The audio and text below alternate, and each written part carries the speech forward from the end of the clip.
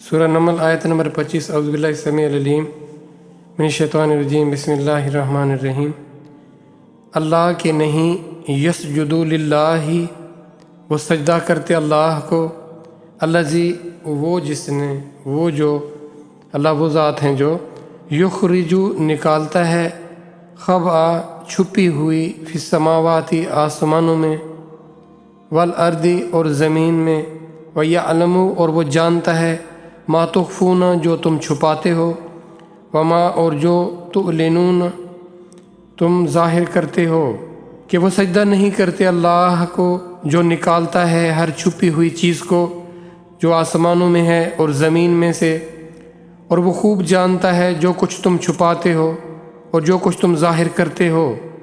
اگلی آیت، اللہ لا نہیں الہ کوئی معبود، الا مگر، ہوا وہ، رب العرش العظیم عظیم بہت بڑے عرش کا رب، وہ اللہ جس کے علاوہ کوئی معبود نہیں اور جو بہت بڑے عرش کا رب ہے، اللہ کو سجدہ نہیں کرتے۔ سجدہ کیا ہے؟ اپنے آپ کو اللہ کے گویا کے حوالے کر دینا، اس کی عظمت کو سراہنا، اس کی عظمت کا اعتراف کرنا، اور اپنے آپ کو بہترین درجے پر لے جانا سجدہ ہے، اپنے آپ کو اعلیٰ لیول پر لے جانا سجدہ ہے، تکریم کے، احترام کے۔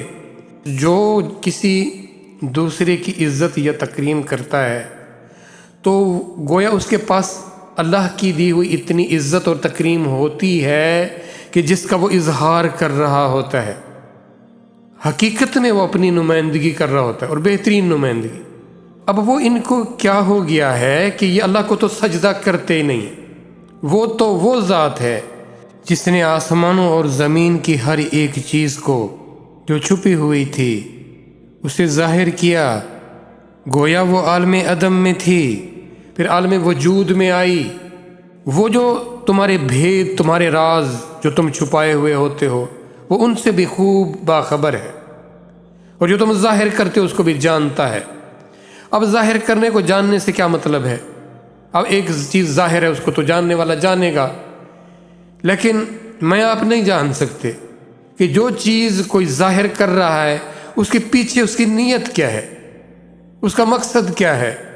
وہ ان حقائق کو جانتا ہے جو چھپانے والا اپنی طرف سے پوری چھپا کے رکھتا ہے، کہ میری نیت، میرا مقصد دوسروں پر ظاہر نہ ہو۔ بعض دفعہ کچھ ایسے اعمال بھی کرتا ہے، وہ اعمال کی وجہ جانتا ہے، وہ نیت جانتا ہے، پھر اس کی حیثیت جانتا ہے، جو کیا گیا کتنا کیا گیا، کس وجہ سے، کس لیے کیا گیا۔ یہ تو گویا کہ ایمان والوں کے لیے تو ایک خوشخبری ہے کہ اللہ کی ذات خوب باخبر ہے میرے ایک ایک عمل سے۔ تو وہ ذات ہے اللہ، اور اس کے سوا کوئی معبود ہے ہی نہیں، کوئی اس لائق نہیں ہے کہ اس سے اس حد تک اس کے سپرد کر دیا جائے خود کو، کہ اس سے اتنی محبت کی جائے۔ یہاں پہ وہ تذکرہ جو ہو رہا ہے، وہ تذکرہ اس کی عظیم عرش کا ہو رہا۔ اب کتنی بڑی کائنات اور کتنی کائناتیں، ان سب کو جو احاطہ کیا اس کا عرش کیے ہوئے، اور وہ عرش کتنا عظیم۔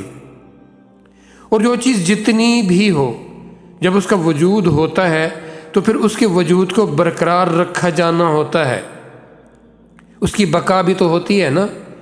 تو جو اتنی بڑی کائنات، پھر اتنے بڑے عظیم عرش کا رب ہے، وہ میرا اور آپ سب کا رب ہے۔ اس کے رب ہونے پر ہمیں کیوں نہیں یقین؟ اس کے الہ ہونے پر ہمیں یقین کیوں نہیں ہے؟ یہ بات ہمہ وقت ہر ایک کے پیش نظر ہو کہ میرا رب اللہ ہے، اور اللہ کی ذات کا کم از کم تعارف جو ضروری ہے اتنا تو ہونا چاہیے نا۔ جتنا تعارف ہوتا ہے اتنا انسان اس کے بارے میں آگاہ ہوتا ہے۔ جب آپ کسی کی عنایتوں اور محبتوں سے آگاہ ہوتے ہیں اس کے تعلق سے آپ باخبر ہوتے ہیں تو آپ کا تعلق بہتر رہتا ہے، برقرار رہتا ہے۔ اگر بے خبری ہو، پتہ ہی نہ ہو، تو سب سے زیادہ نقصان تعلق کو ہوتا ہے۔ اور ہمارے ہاں یہ المیہ ہے کہ جہاں اللہ کا تعارف ہے ہم اس کو جانتے ہی نہیں ہیں، سمجھتے ہی نہیں۔